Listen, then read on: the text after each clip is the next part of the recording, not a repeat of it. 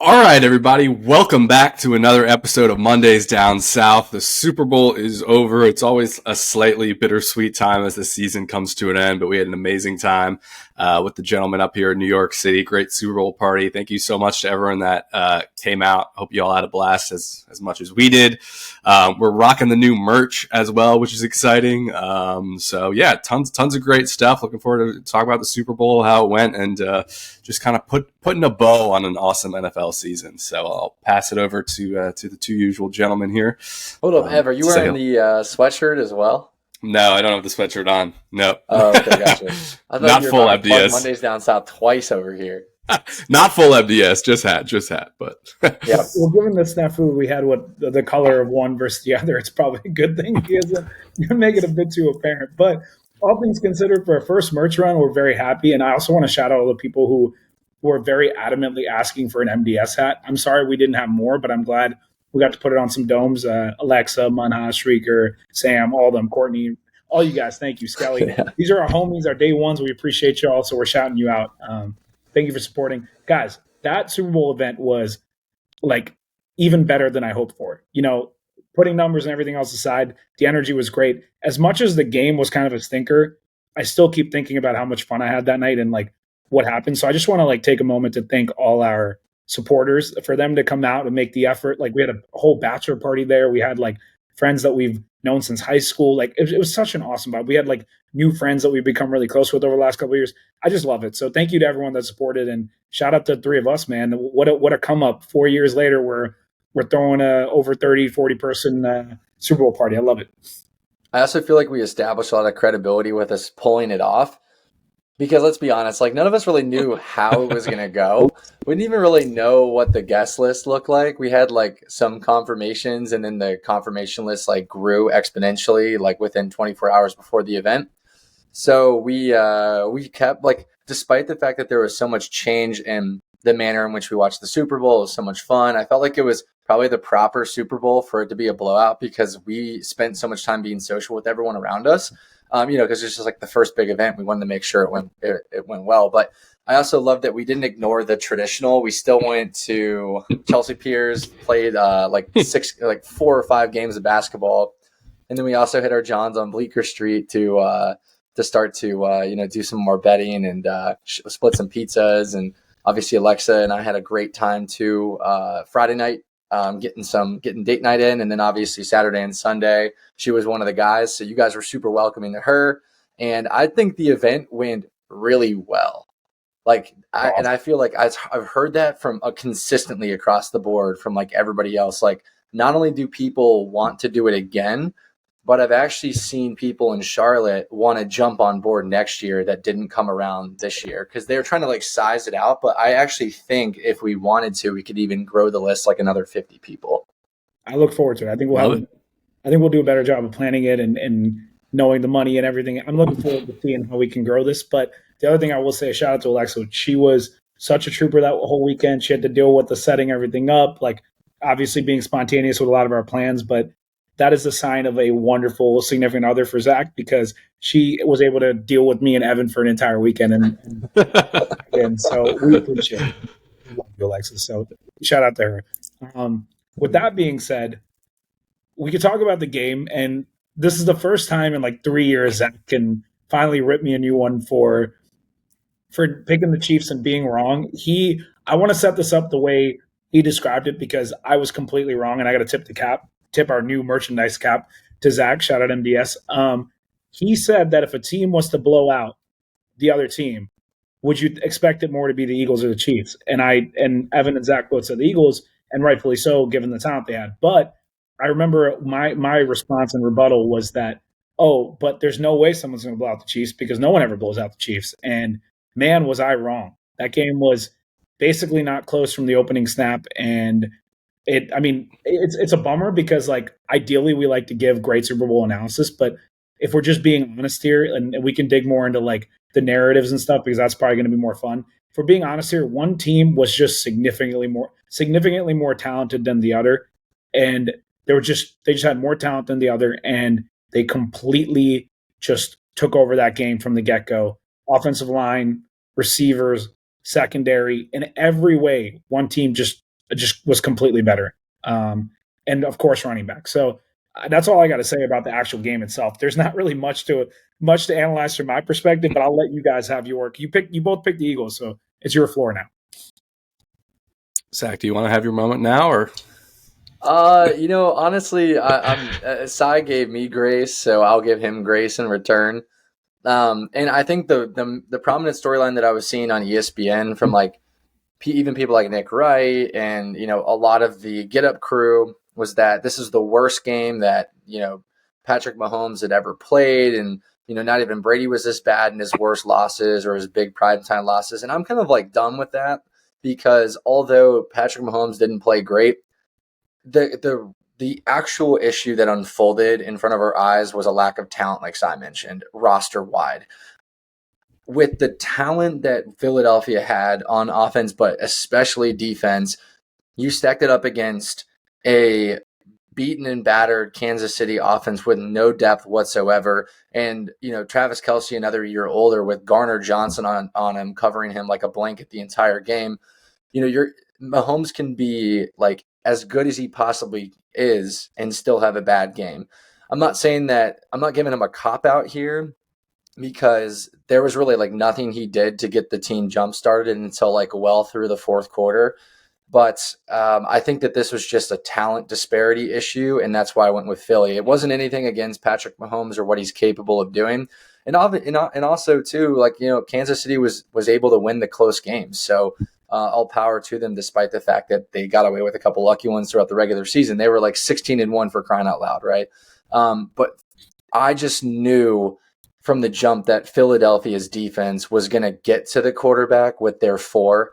Jalen Carter played a great game, by the way. Just an incredible ball player. And then the corners were just doing their thing. And I just did not trust that Kansas City's receivers were going to be able to get open consistently, like the Juju Smith-Schusters and the Hollywood Browns of the world. And that's obviously what unfolded. So it's not like the whole Patrick Mahomes, like, trailblazing here to try to kind of like put a blotch on his career. I think I'm so over with it. I don't like it. And that was kind of like the storyline and the narrative that ESPN was trying to tell. I think it's rinse and repeat. Like, he's going to be good. The Chiefs will be better, but they need to get talent around him. And that's kind of what it exposed. Yeah. Yeah, I think it's interesting. And a lot of this, as we circle later in the episode to talk about like what we got right and what we got wrong. So I'll probably have to come clean now. One of my worst ever takes is saying that the Eagles would miss the playoffs and fire Nick Sirianni. So a lot of, tip the cap to everyone that was in the comments section on that one. You won. You got me there. So a lot of what I'm about to say, I'm as guilty of anyone as, of doing this. But it's interesting that the entire year, I don't think there was a week where really anyone would have said like that they think the Eagles are the best team in the league. And then all of a sudden we sit here after the Super Bowl and looking at it, with hindsight, we're like, oh wait, no, the Eagles were just like a truly dominant team. That's one of the best teams we've seen in like the last 20 years. I mean, they lost like 2 or 3 games all early in the season. From that point on, they just like truly dominated pretty much everyone. So I think the stories about them, Jalen Hurts deserves a lot more credit. Again, hand up, me too. Because he played fantastic in these last 2 games. Nick Sirianni as well. People were on him really hard, but he, looks like a terrific coach and really has the pulse of the locker room. And yeah, I mean, just an absolute I never thought you would say something like that. I mean, you can't deny it. You can't deny it at this point. And Howie Roseman, I mean, you look at how they built this roster. I think the questions I had coming in were because the whole entire secondary was rookies. Well, 2 of the, I think, top 3 graded PFF corners this year were DeJean and Mitchell, which is just insane to get 2 elite corners like that in the draft. Zach Bond, Defensive Player of the Year candidate that you got for scraps off of New Orleans special teams and free agency. And, of course, I'm sure Cy will talk about Saquon at some point. But of course, that was the the big prize. So and Mekhi Becton as well, another sneaky one who basically replaced Jason Kelsey. Obviously, they moved Juergens to the center, and he slides in at guard. But those are the big pickups. So yeah, you just got to tip the cap to the Eagles. Mahomes did not play well though. He missed a few opportunities. Obviously, he was getting harassed by that defensive line, but he did not look comfortable from the jump. He did have one opportunity to kind of get him back into the game and make it look a little interesting. Not that I think they had any chance at all, but I think, was it Hopkins that was wide open on that play that would have been a touchdown for like 60 yards? And Travis Kelce was horrible, man. He had a few drops, and some of the clips that have come out of his pass pro were just embarrassing. Lack of effort. He's lost an effort issue. He's lost. Saw that in all three of the playoffs. I was actually going to bring that up, but I'll let you finish because that's what I was about to touch on. Yeah, no, that was pretty much it, and we knew the receivers weren't going to be able to get open. The only player on their offense that was truly going to be able to separate was Worthy, who had a really big game, mainly with the big play at the end. But yeah, the Eagles just have way better personnel, and the Chiefs, they weren't able to keep it close and sneak it out in the end, which has been their formula all year. So yeah, I'm going to say this, I think Zach hit the nail on the head. This doesn't impact Mahomes' legacy for me at all. The guy's just made his third Super Bowl in a row, and obviously the game wasn't great, but he's basically been undefeated in the playoffs up until this game for the last 3 years, and he was pretty much almost undefeated all year. So yeah, wasn't a great game from him. But the part that gets me is obviously this debate is going to happen forever until he retires because it's very speculative. But people being like, "Oh, Brady never had a game this bad." Brady never had a matchup this brutal, man. That's kind of what it came down to. I recognize that I'm not pretending like Brady always had the greatest offenses around him, but he always had guys making big plays in big moments like Rob Gronkowski, Julian Edelman, like Wes Welker. The year with Randy Moss, they didn't win, but you get what I'm saying. This year, Kelsey completely lost a step. It was very evident, and that's where I was fundamentally wrong. I thought, even though you could tell that he was a step slower than a year or two ago, I just thought because it was a Super Bowl, and he's always turned it up, that he was going to turn it up. But it was just very clear that he just didn't have it in him anymore. And I can't give him crap for it because obviously he's older and he's played for so long, and he's also a sign of durability. I mean, we're talking about a guy that has played so many snaps for so many years and has managed to stay on the field. So I can't really rip anyone on the Chiefs. Chris Jones, all these guys are veterans who are winners. So I can't give them crap. Yeah, Evan, you might be right that Mahomes probably missed a few plays here and there. But the flip side of that though is any great quarter, it doesn't matter. You can take the greatest players ever. If you put them in a position where all the chips are stacked against them, it's going to be easy to nitpick and be like, oh, you missed this and that. There's also plenty where he did everything he could to try to escape pressure, and that offensive line couldn't hold anyone at bay. The irony was it reminded me a lot of that Buccaneers Super Bowl, which was the one other one he lost. And then, of course, Brady was announcing today, or Brady was announcing that game. Mm-hmm. Basically, the exact same thing happened where he got no time. There was a couple where, Worthy was about to be wide open, and, he was trying to step into the pocket to make the throw, and he'd get hit, before he could even put the arm behind him. Things like that. And there's just nothing you can do, in those scenarios. But putting all that aside, the number one thing is we need to tip the cap to the Eagles, as you mentioned. This is less about Mahomes' legacy and more about what we just talked about. And I can't imagine what it's like to be one of those Eagles fans that a year ago, and I kind of ripped on them last week after they or a few weeks ago after they beat the Commanders, where I was like, y'all came for Nick Sirianni's dome and y'all came for Jalen Hurts. A big percentage of your fan base came for them. And I obviously you're so happy right now. But I just love the fact that you have to swallow your own words about your own players, because there's no fan base I know that gives up on their players or is as, I shouldn't say gives up on, but is as harsh to their own players and their own coaches as Philly fans. And it must be funny to watch you eat your words and then have to celebrate and admit that you were just completely wrong, because you just were. So congratulations on your championship, but stop. Just be better. That's all I gotta say. Just don't just give up on your own that quickly. It's fundamentally something that bothers me more than anything when it comes to fan bases. You can argue Philly is the most passionate fan base in the world, and I got to give them props where props is due in that sense. But man, do they rub me the wrong way sometimes. But I'm happy for my Philly fans that are true fans and got a championship out of it. And then the last thing I'll say is, the Chiefs, they obviously got blown out, and I'm hoping that this game will reset everything for Mr. Zach McCulloch. Where next year, we talked about this at the Super Bowl, he can actually pick the Chiefs to win a few games here and there because they finally have lost, and he doesn't have to. He doesn't have to like, despise them as much as he has the last couple of years. And maybe I hope we both look at them more objectively. Yes, because I worry that it's like the same with you. I feel like this is a good resetting moment for both of us, where it's like we're not looking at historical pedigree to kind of like subjugate, like, oh, like push us in a particular direction, like to make a pick, like, oh, they historically cover, so we should pick them. So I will make an agreement with you, Sai. I will look at them objectively as long as you look at them objectively for who they are this season. Okay, here's a promise I'll make you. I will look at them objectively once they've made the Super Bowl for the 4th year in a row. Then I will compare whoever they're playing against, whether it's the Eagles, the Lions, the Commanders, whoever makes it, and I'll make this judgment. But throughout the AFC, and this is the next topic I was going to bring up anyway, because Evan and I had a quick conversation right after Super Bowl discussing whether we think – Evan seems to think that the Chiefs are going to be in like a lull period for the next couple of years.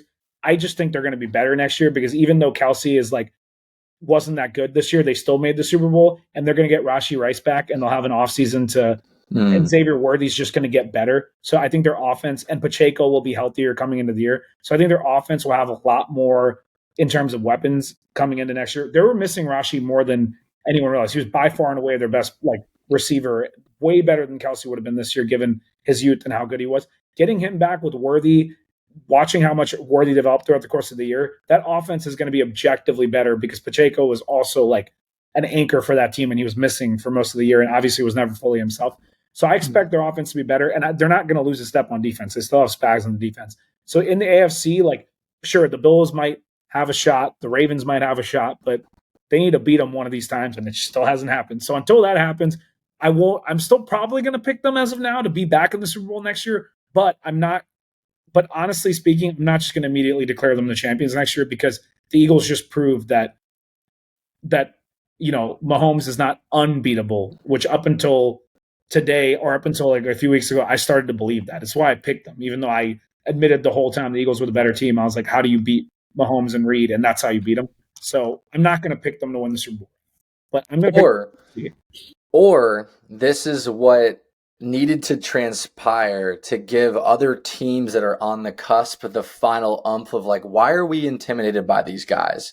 Like the Ravens, for example. The Ravens didn't necessarily beat the Chiefs, right? But the Ravens are similar to the Eagles. They are like the AFC version of the Eagles, an incredible team that prioritizes the run, a dual threat quarterback, the quick slants and like leveraging the tight end down the middle of the field to get open, right? Like a lot of Lamar and Jalen's throws are right down the middle, or like I would say high percentage gains, right? High percentage throws that are not like 20-yard plays down the field that only Mahomes and Josh Allen can make.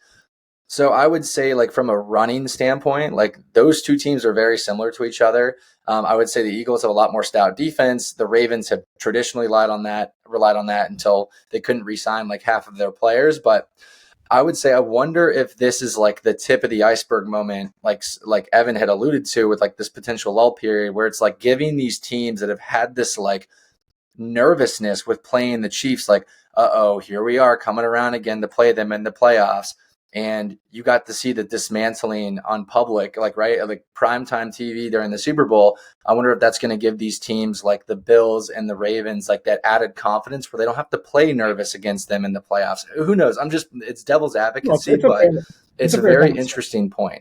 No, it's a fair conversation. I'm going to let Evan go. The one thing I will say, though, is it's not like the Eagles had some game plan that these other teams haven't tried. It's just the Eagles are just better. Like, they just were. And, like, I agree with you that the Ravens are probably the one team in the AFC that talent-wise, is on a higher tier than the Chiefs and other teams in the AFC. But the thing is, the Eagles, outside of the quarterback position, where objectively Lamar is better because he's basically an MVP almost every year, at every other position, the Eagles are marginally better. Anywhere from running back, receivers, offensive line, defensive line, like secondary, they're marginally better at every single position, and that's what made them so damn good. The only other team I could see on that same tier is the Detroit Lions, which is in the NFC. And I think the AFC teams, just because you watch the Eagles beat them, I don't know.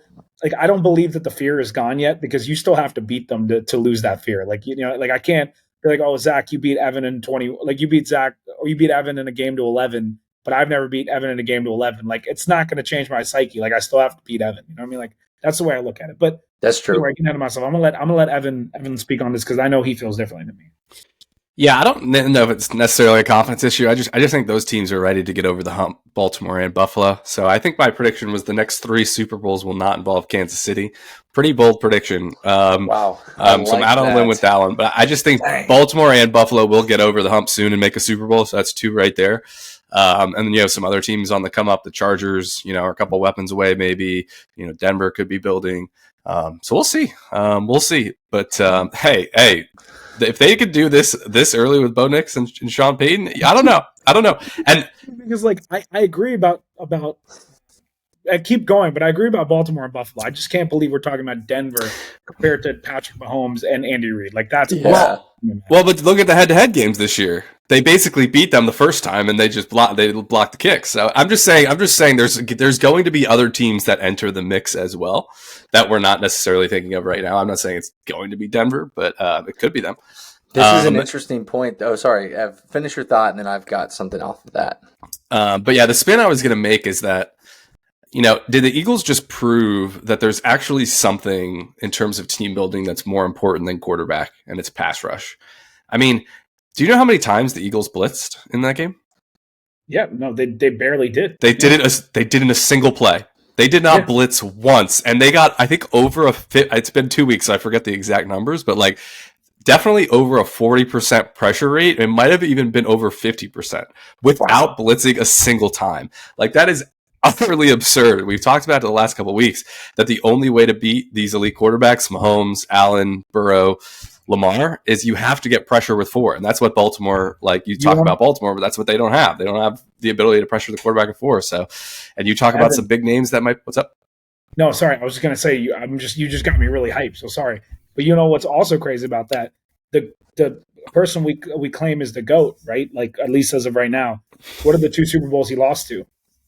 Yeah, that's how he's lost. Quarterback. It was to the best pass rush in the NFL. You're 100% right. Yeah, and a lot like the Legion of Boom teams, like like those Denver teams, like that's how they won. And it's like you can get to the Super Bowl without it, but I mean that's how you win the Super Bowl. So I think, and you think about guys that are out there in trades, Myles Garrett.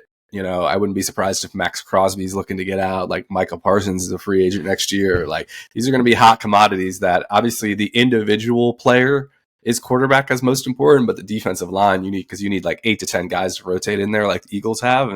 But as a unit, I think that could be even more important than quarterback play in terms of actually winning the big game. Well, that's the issue, right? Because it's easier said than done to build. You gotta get there. A unit, because it's not just it's that they were managed to build it with young guys along with veterans, and then still supplement that with young corners and stuff who are able to do it. Like, for example, like they're on a different planet than my Colts, but that's like what Chris Ballard has been trying to do for like years. And it's what your Commanders were trying to do for years prior to the new regime. But no matter how much you try it and no matter how close you think you can get, to make it work is a different story. Because I know a lot of teams know this. This isn't like rocket science. Like a lot of teams know, oh, if I build a great pass rush and like supplement it with the right guys, we can go make some noise. But people have been trying it for so long, and that's where Howie Roseman gets the credit that is due. He did it like almost effortlessly. Like you got to keep in mind, they're paying AJ Brown, Devontae Smith, Saquon Barkley, and Jalen Hurts. They're all paid, so they're not losing any of those guys. Like it's ridiculous when you think about the roster construction because they have 0 weaknesses. They've already handed out the massive contracts, so you're not worried about it. The issue maybe in a couple of years, like when you have to pay guys like Jalen Carter, when you have to pay some of those corners, it'll be an issue. But for at least the next 2 to 3 years before those guys hit their next contract, they're set up golden, man. Like they, and the other thing is they got their head coach locked in. We got to give a shout out to Vic Fangio, who obviously has been roasted a lot for his inability, but admittedly he's had so much talent. Schematically, it wasn't that difficult. It was don't blitz and just let your pass rushers do their trick and put the corners in coverage. And you got to give some credit to Kellen Moore, man. That was some great play calling against an epic defensive coordinator. And he's now the coach of the New Orleans Saints. So, I'm still not a big Kellen fan. Yeah, I'm not. He had a couple good play calls in that game. The Devontae Smith touchdown, but like, You know, Yeah, I'd be. hey man, that throw, the choice to throw that deep ball by Jalen Hurts, That was a good call. It's pretty epic. I'll give him that one, but So, what do you do? So I'm listening to Evan, right? He mentioned Denver, Los Angeles Chargers, and these guys are a couple steps away, like big free agent signings, big free agent market, especially in the receiver realm with this offseason. What do the Chiefs do, right? If you're Patrick Mahomes, you walk into the front office, they clearly realize like this aging workforce for them is no longer going to work. So they're going to have to mix it up. Like you get Rice back, like Syed mentioned. Xavier Worthy's a pretty lethal too. You still got Kelsey and trying to squeeze the juice there for another year or two. What do you do if you're Patrick Mahomes? Like, because the last thing you want to do is just try to like repeat roster this and you lose in now like the divisional round. Like, I'm just saying, like, they're going to have to make a change because all their competition that's underneath them, that's like, 3-4 years younger, is going to be making for big free agent moves this year. So, like, if you're Patrick Mahomes and like, if you're the GM for Kansas City, what do you do to prevent this from happening again? Yeah, I actually don't think you need to do a whole lot. Like defensively, I don't think they need to really do much of anything. Maybe add like one more linebacker or try to add a bit more on the pass rush because I don't know how much longer Chris Jones is going to play. That'll be a massive loss for them if he chooses to retire this year or next year because replacing him is going to be damn near impossible. Like he's just that epic of a big game player. But for as long as he's playing, Kelsey, you get what you can get out of Kelsey at this point. He's no longer the guy that you can rely on the way that you did in prior years. But Rashee Rice is like legitimately, when healthy, a legit like cusp number one receiver, especially as a receptions guy. Like he was so vital to them last year. And then the other person that we're not acknowledging enough about is when they won last year, Isaiah Pacheco was the catalyst of their offense, like for Mahomes to play off of. And obviously Pacheco was not Pacheco this year. So you got to get him back to his full self. I think the number one thing is I'm not even that worried about weapons if Rice and Pacheco are healthy because a Rice-worthy Pacheco and an old Travis Kelsey is still one of the better offenses in the AFC when you have Patrick Mahomes throwing them the football and Andy Reid's play calling. My number one thing is they need to figure out something with the offensive line that can make it a little bit marginally better so that they're not getting destroyed by a team like the Eagles pass rush. You're not ever going to fully neutralize that kind of pass rush, but because of how epic it is, but I think you can definitely do better than they did. So if I were them, I would put all my effort into like making the pass rush a little bit better and maybe adding one more like supplementary weapon to that offense. And then I think you're good. Like after that, you just got to keep your guys healthy. That's the number one thing. Yeah, I think offensive line needs to be more than marginally improved. I think it was a problem all year that other teams didn't quite as expose as well as they should, which I think is a lot of credit to Mahomes because of how quickly he gets the ball out and Andy Reid's play calling. So I think they need major improvements on the offensive line. I think this is a great opportunity to draft the heir apparent to Travis Kelsey if he decides to play longer. This is a fantastic draft for tight ends like Harold Fannin, who is probably not going to be there when they pick, so maybe that's not an option. But like Tyler Warren out of Penn State, like there are great tight ends that are going to be potentially available to them. So I would definitely try and draft one of those. I'm not less familiar with what who's leaving on the defensive side, so I'll agree with Sy there. Improve the pass rush is a good point. I'm okay with their weapons too. They did run the ball well this year, though, even though Pacheco was out. Like Hunt actually ran the ball really well, but certainly will help having him back.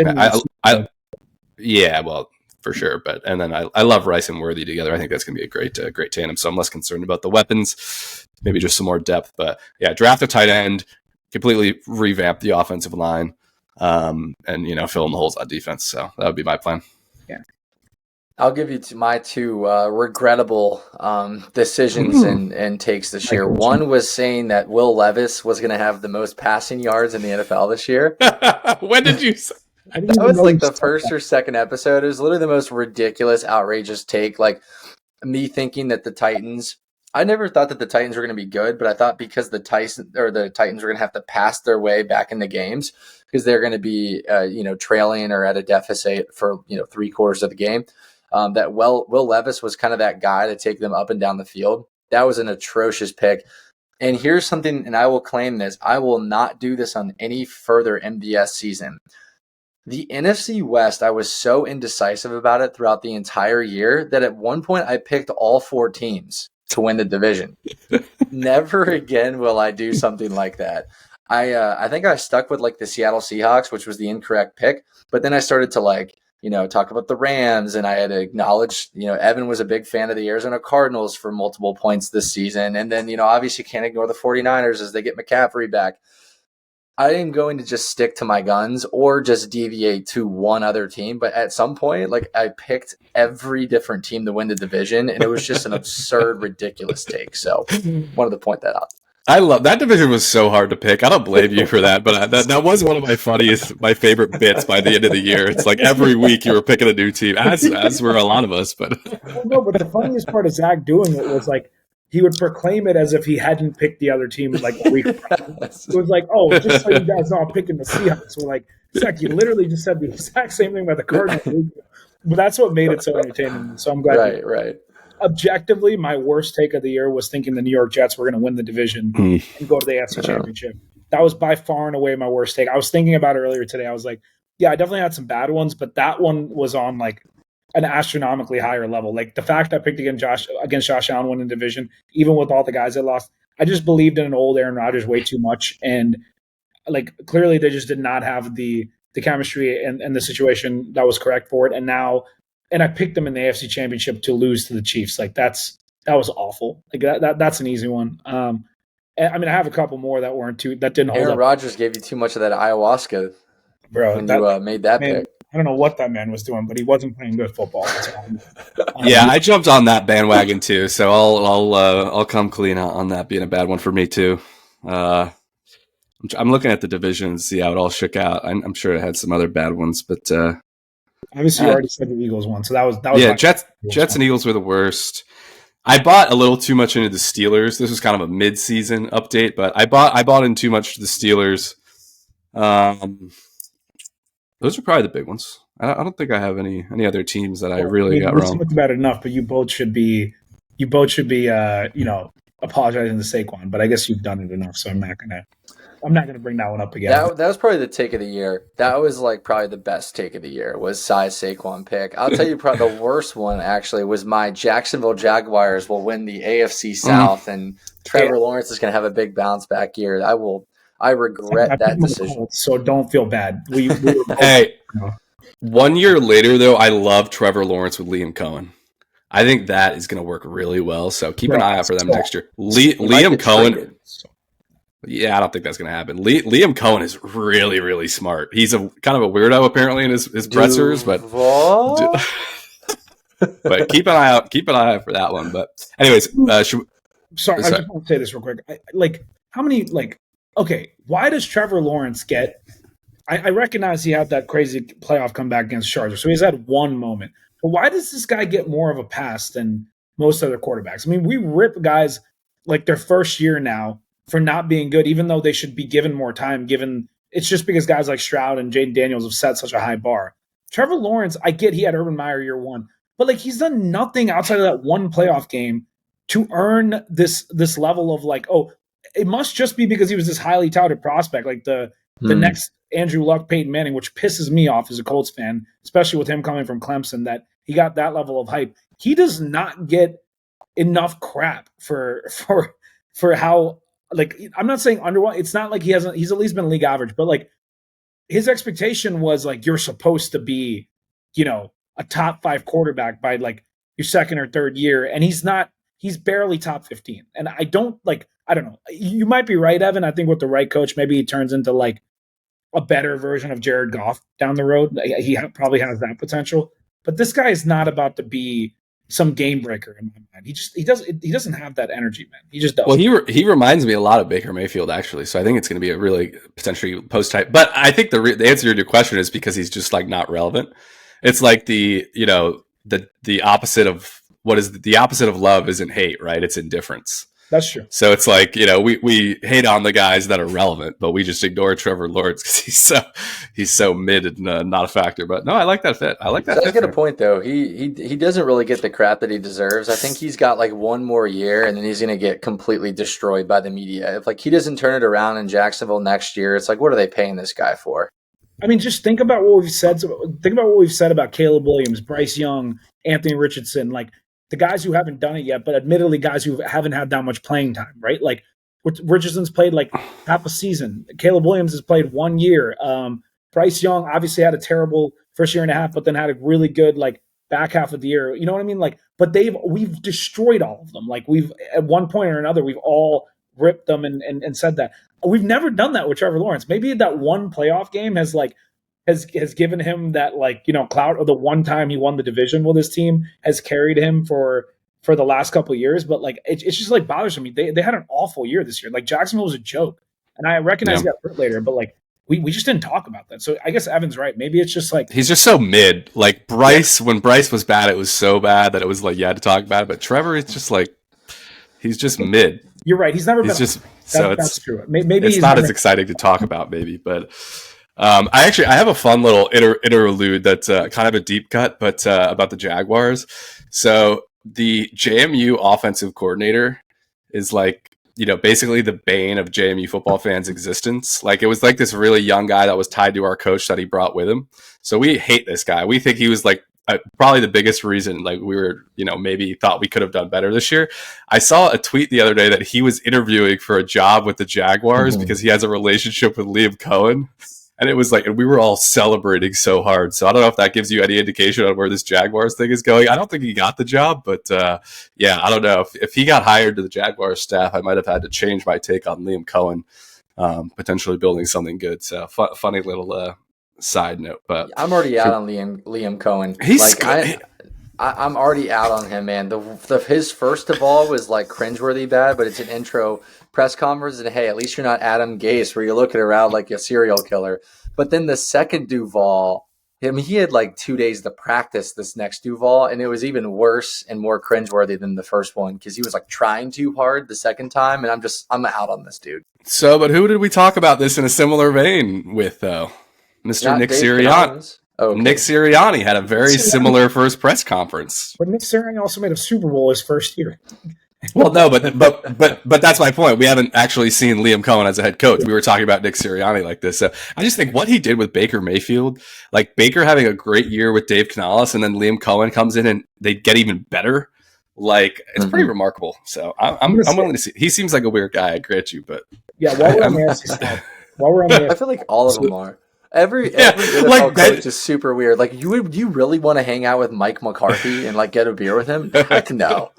Well, like Ben Johnson was a little corny, like in his Chicago Bears stuff. Like it's kind of comes with the territory. Okay, but I will say this: while we're on the subject of the AFC South, since it has come up, bro, our division is the worst in the NFL outside of the NFC South, and I think we will be for a couple of years. Obviously, as the Colts, we have things to figure out.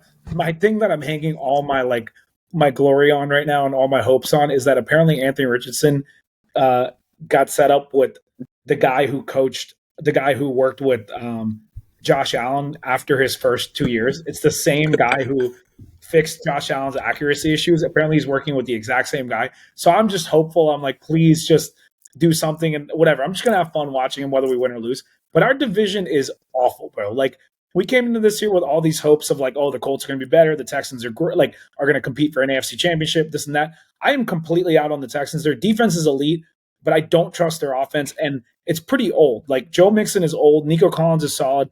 Nico Collins is amazing. I'm not trying to take anything away from him. Stroud is good, but maybe we gave him the mantle of like top 5 too early.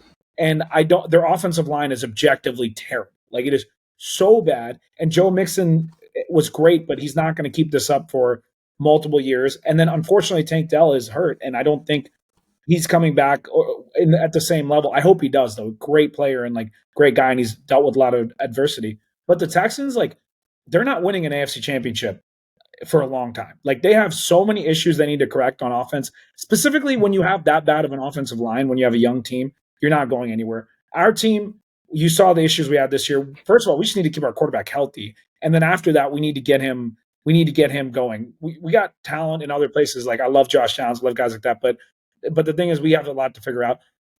The Jags, are you kidding me? I don't care who their coach is. They like I don't care. They're not good. They don't have the talent. And then the Titans shouldn't exist. Actually, my favorite thing about all this is Titans are the biggest joke in the NFL that we just don't talk about because if you think about it, Ryan Tannehill took them to one AFC championship game. This team has never won anything ever. It's actually hilarious. Like the amount of memes, like all the AFC South, as an AFC South fan, we just consistently all bond over the fact that the Titans are just such a joke and a laughing stock when it comes to this AFC South. So I just want to take a moment to destroy my division. We are objectively terrible, and the only reason we're not worse is shout out to Zach's awful division. The Buccaneers are the only reason that division is being held up. I'm excited about Michael Penix, so we'll see. One of my better takes was sticking with the Bucs, though. The Bucs, Yeah. I agree that division was really bad, and like them winning it at 10-7 doesn't look good. But they fought through so much adversity to get there with all the injuries and things like that. So I think they deserve a lot of credit. And when they can revamp, granted, like with Evans and Godwin as a free agent, maybe leaving, but yeah, McMillan hopefully stepping into that role. There's some moving parts. Liam Cohen's gone, but I don't know. I like that team a lot. I was disappointed they got so beat up, but I think they deserve a lot of credit. I think going forward, they'll always compete for their division title for the next couple of years, and then maybe win one playoff game. But they're fading out. That's their ceiling. They're never. They're only going to get worse because Baker's kind of peaked, and I mean Baker's great, but he's got his confidence back. That was the most important thing. But Mike Evans another year older. Chris Godwin injury prone, older. Gone. Yeah, gone. McMillan is good though. McMillan is good. The defense is also kind of old, though, is the problem, like Levante David and that crew.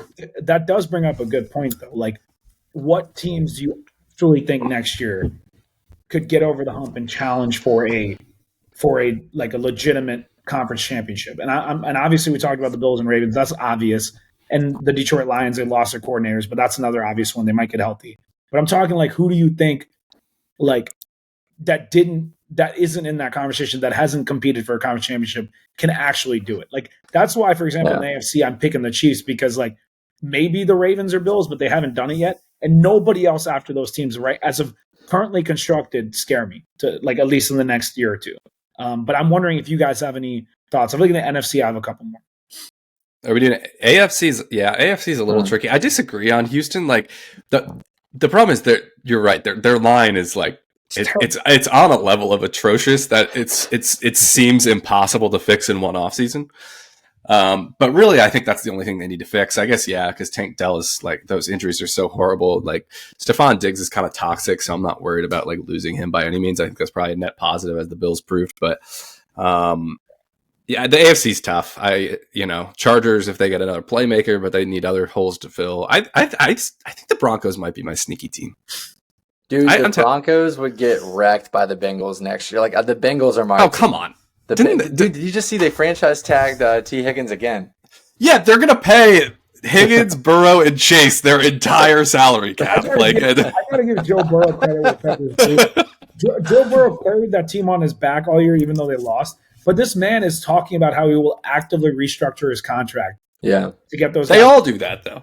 No, but him on a level different than others. Like, in order for them to pay Chase, Higgins, and Hubbard on defense, or not Hubbard, Hendrickson on defense, he's going to have to give up a lot of money, and I think he's actually very willing to do it because he's just that type of guy. So if they do that, then they can actually use the draft and other routes to address the atrocious secondary that they had.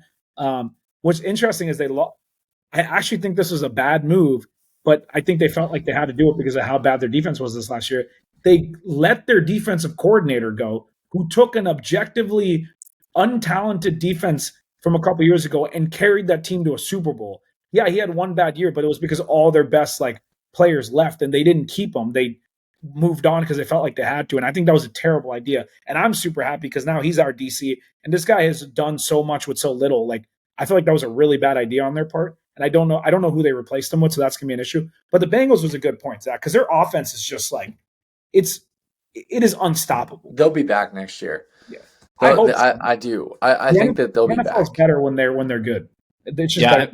I mean, I think they can put themselves in the mix, but I would argue that Joe is restructuring his contract. Well, it's not. It's like he's only doing it to keep T. Higgins, which arguably is pushing their roster construction in that same bad direction. That is why they weren't good this year. But I mean, I'm sure they'll be in the mix. Hopefully they don't start as slow as they do literally every year, but I just don't, I don't like the coach either. So what do you think? Do you think Kirk Cousins can go to a team and bring them to the next level? Like he'll go to Cleveland. They'll draft. It'll be him and Cam Ward or something, and no one will care about the Browns anymore. Honestly, though, that's a good fit for him. Like, in terms of Stefanski and him are and especially a year after a year after having a major Achilles injury, people tend to be a bit better because your first year back, like I'm not saying he's ever going to be back to like, his prime version of himself with the Commanders and the Vikings, but he's good. I think he has a chance to be good enough to move the football efficiently. He could be a better version of what Joe Flacco gave them at the end of like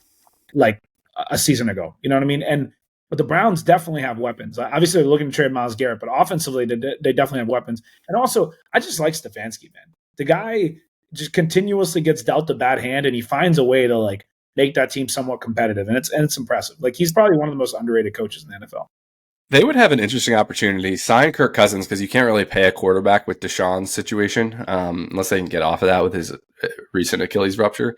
Mm-hmm. And then you can trade Myles Garrett for an absolute haul of picks and use your current draft pick to get Abdul Carter, basically replaces Myles Garrett. That could be an interesting play for them. And then you don't really have the pick to draft a quarterback, but I don't really want one of these quarterbacks anyway if I'm them. So you maybe have one more bad year, but that could be kind of how you flip this thing on its head. But who do you think should go? Who do you think should go all in for Myles Garrett? That's the question I have for y'all. I think the Falcons should, because I'm surprised that our GM is even still employed right now, because we had the opportunity to get Jalen Carter and we passed for Bijan Robinson. Now, albeit Bijan's been incredible for us, but our defense just continues to get battered. For another consecutive season, Atlanta was last in the league in pass rush, like rushing the actual quarterback. Like there was no quarterback hurries, let alone sacks. And the Falcons were, we've been dealing with this for 10, 15 years. I can't tell you the last time we had a good defensive pass rush guy. I'm not talking Grady Jarrett. I'm talking like an elite level above that. Maybe Vic Beasley like 10 years ago for 1 year. But that's not a household name because he had like a 3-year career. So if we, I think what we need to do is we already have all of our offensive players set, and Penix has got the keys. It's not like Drake London and Bijan are going anywhere. We need to not only draft defensively for the first time ever this year, but we also need to bring in a leader, like a man amongst boys, to like set the priority. And I did see that Washington and Atlanta are on the list to get Myles Garrett. Evan, what are your thoughts? What's the compelling pick for Washington here? Yeah, I think there are two logical spots. I go back and forth on. My lean is that it's actually too early for the Commanders to make a splash like that by giving away those picks, because it's, with a GM like Peters that can draft so well, I don't really want to be giving that many picks away when, like, obviously we have top 3 cap space, all these draft kicks, but we do have a lot of holes we need to fill because our defense, which, wasn't very good anyway, but was built basically entirely on 1-year contracts that you need to like re-sign or replace. So there still are going to be a ton of holes that you need to fill, and you need to revamp the offensive line and, get another weapon alongside Terry. So I go back and forth. Obviously I would love Myles Garrett, and we do need to improve the edge rush and the pass rush and the run defense. So there's just so many needs that I'm not sure I'm at a point where they should be trading away, lots of draft assets for one guy yet. But he's that dude. He might be. Yeah, I know. That's exactly my view. I'm like, but also for Myles Garrett, like, I'm not going to be mad by any means. So yeah, I think I got a good fit for him also in the NFC. The Packers should trade for him. They're not a team that ends up going out in free agency and signs big time pass rushers. But in terms of getting over the hump in their conference, especially with Detroit losing their their top coordinators on both sides and having had all those injuries, like you add Myles Garrett to that mix to an offense that with Josh Jacobs, Jordan Love, and all those guys they have as receivers that are young, they're good on offense and their O-line's good. Like they don't need to do much over there. The number one thing that's a differentiator for them is they need to do something to spice up that defense. So either get a top corner to across from what they already have, but they already have a pretty solid secondary. What they need is someone that's going to be a game breaker on that pass rush level. And you add Myles Garrett to that mix, and all of a sudden that team gets kind of scary if that offense plays as well as I think they can. So I think that's a perfect fit for him. I just don't know, like they're a team that likes to draft their own. So that's why I don't know if they would do it. Like I don't know if they'd give up the capital. But I also, given that Myles is a little bit older and I don't know how much of his contract is left, like I would assume you probably get it done with the first and the second and maybe one late round pick paired with it.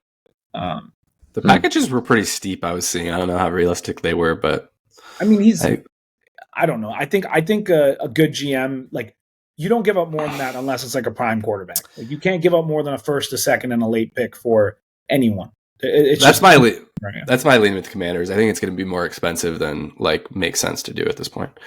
But yeah, I don't know. If we go to the NFC teams, if we dive away from this topic, that are going to be interesting. The Rams, obviously biased. I think the Commanders are maybe the top candidate to challenge the Eagles next year, depending on how the offseason goes. But the Rams with this young group, I think are going to be special. Now, the interesting rumor that's going around, it's more maybe a rumor from the Giants side than the Rams side, is Stafford to the Giants in a trade. And then if that happens, Sam Darnold's going to be the Rams quarterback. I think that would be a really interesting outcome. And then you have a quarterback that you can kind of build your future around, because their defense is like so young that they have a runway here. Puka Nacua is really young. Obviously, Cooper Kupp's going to get traded, it looks like. But like, they have young offensive linemen. Like, they have a really young team, and they got pretty close this year. So do you want to pair a quarterback that has a little more runway, even though he's not quite at the Stafford level? This is interesting. And I think regardless of where they go at quarterback, I think the Rams are going to be in the mix. I think they'll be good. I don't think they're competing with the Eagles and the Lions, though. And I don't think that's happening, because there's too much of a hump, especially if with Kupp being old, if you're going to trade him away, you might not get a lot back for him. Maybe a second-round pick at best. That's like the highest you're going to get for him, given how old he is. And then on top of that, like, Puka's a dog.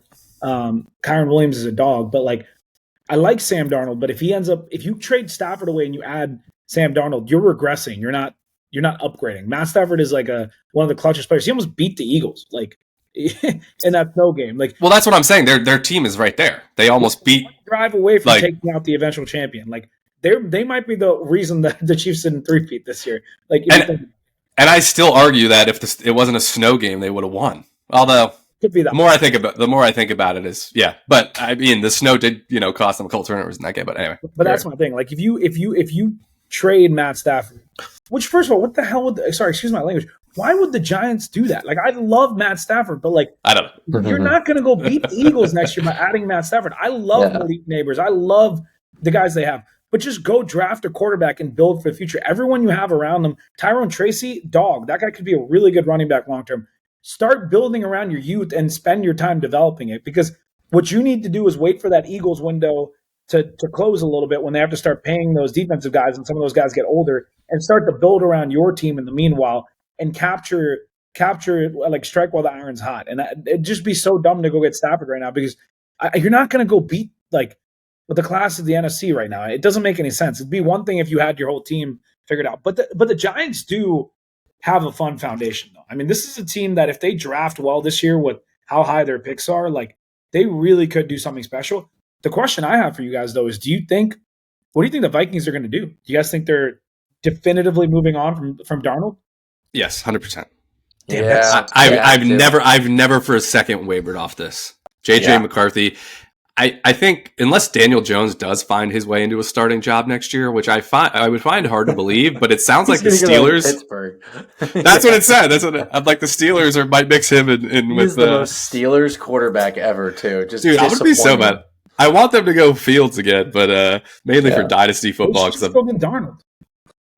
Yeah, I mean, Darnold makes sense there too, but yeah, I think running it back with McCarthy and Daniel Jones, if for some reason JJ doesn't look ready, then Daniel Jones can start, but I think JJ is going to be fine and he's going to be a day one starter. The issue is you'd probably like to somehow extract value from Darnold, so like if there's like a tag and trade, maybe they find a way to do that, but they're rolling with JJ. I've never wavered off this, no matter how well Darnold was playing. He was at an MVP level. I've never changed my opinion on this, is that they're rolling with JJ McCarthy. They did the Kirk Cousins thing, which I said was not going to work 4 years ago. It played out exactly like I said. They're not going to do it again. It would be the exact same situation. They know they have to build with a young quarterback. That's why they were able to pay Justin Jefferson, because they said, we're going to get a rookie and we're going to build around him, and they're obsessed with him. So I'm very confident in this. And could you imagine if Daniel Jones goes to the Jets? I think they might get Fields, which would be hilarious. Yeah, that Vikings team, man. If JJ ends up being like an above average game manager, he doesn't even need to be elite. Like, that team is nasty, because it's not just Jefferson. Jordan Addison looks like a legitimate like elite receiver who has, like, he feels like Stephon Diggs like 2-3 years into his career, where like at first, like Diggs was always on the cusp of that too, and then all of a sudden he like broke out. Like that, you could see one of the best receiving cores in a long time on that team if McCarthy's good. Yeah, no, the Vikings they're going to be a problem. As a matter of fact, that's a team like maybe not next year in McCarthy's first year, but in like 2 years, that's a team that you're gonna need to be afraid of in future, like down the road, because O'Connell's a dog too. Like that defense is so good. Do not sleep on his upside either.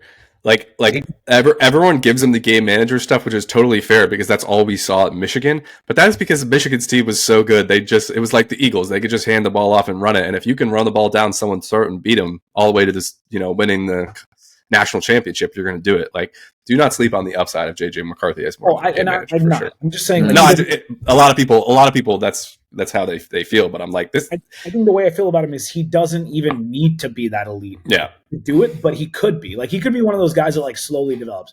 Kind of like I'm not saying he's going to be Tom Brady, but the Brady trajectory where like early in his career he game manages and has a good team around him and wins that way, and then continues to get better and better because he's like a smart guy who can learn. But guys, this quarterback class, first of all, with Ben Johnson, I think Caleb Williams he could get to where he needs to get to be, get elite eventually. Obviously, Jaden Daniels is going to go down as like the greatest rookie season ever.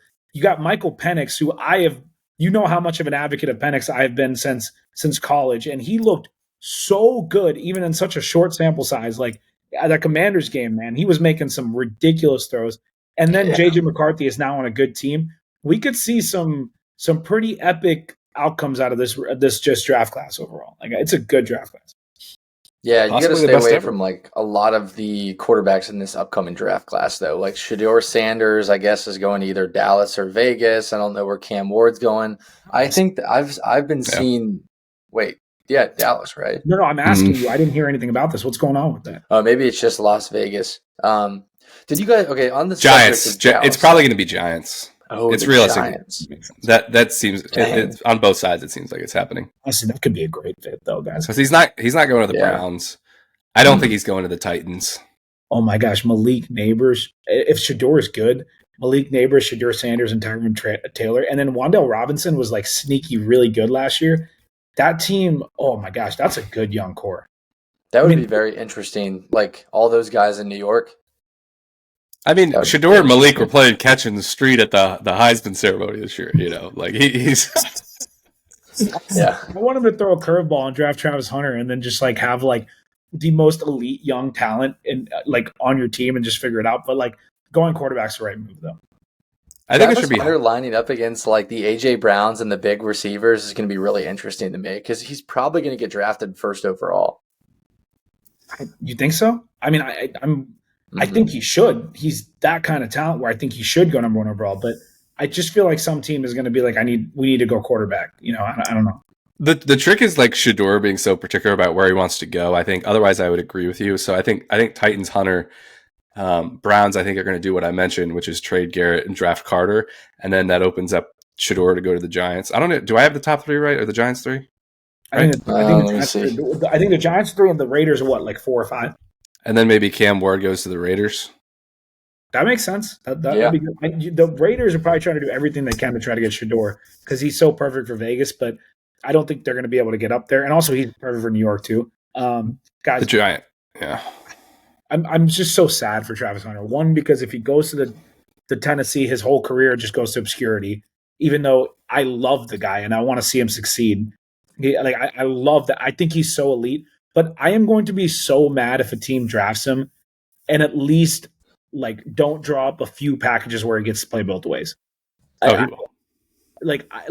I'm concerned that like the Titans are going to find a way to screw that up. You know what I mean? Like I don't trust them. I want them to go somewhere where they like know how to set him up for success both ways, and they better use him both ways because I truly believe that he can make an impact. My question is, do you guys think he's going to be more of a full-time corner with receiver packages drawn up for him, or do you think it's the other way around? No, definitely corner.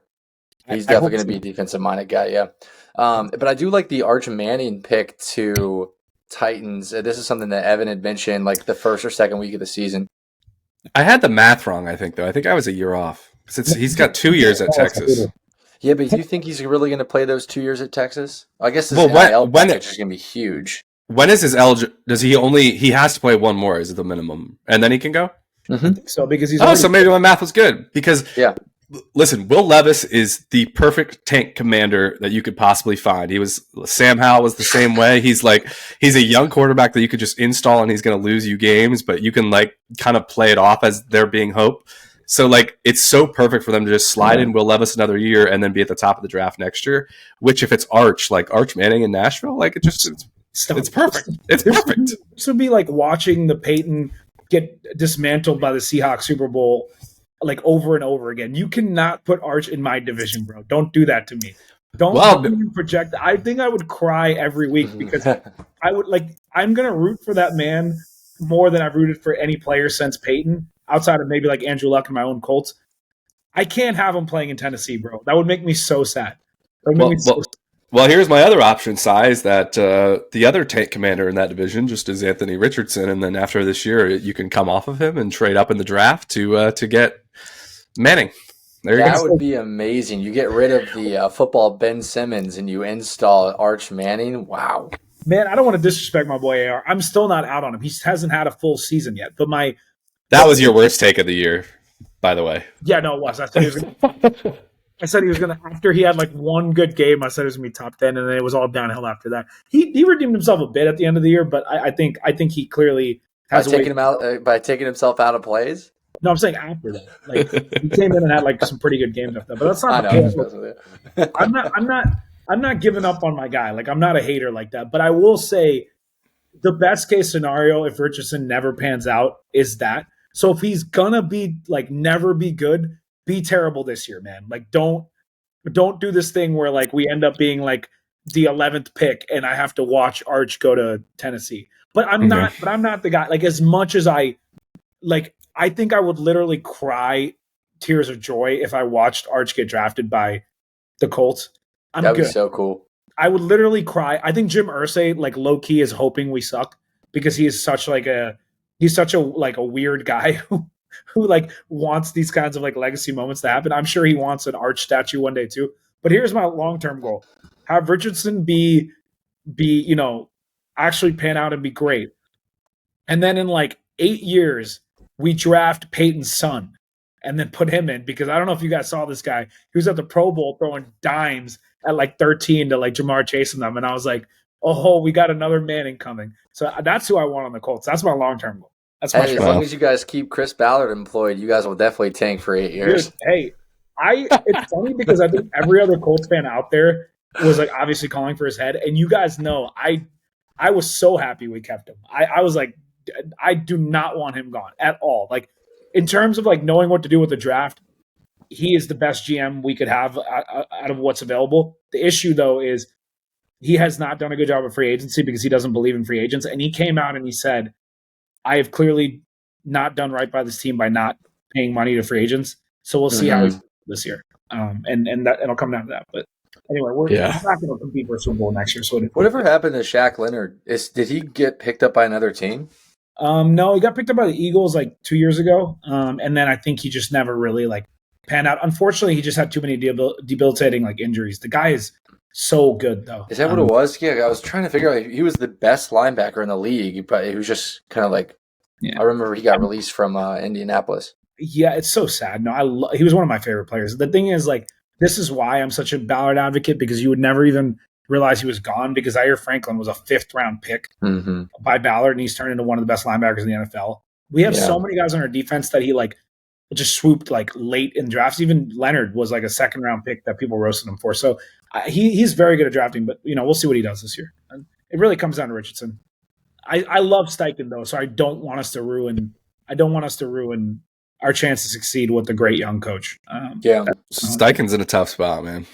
Yeah, he is, but he'll figure it out. I'm not worried about it. But the problem is he's tied to this awful quarterback.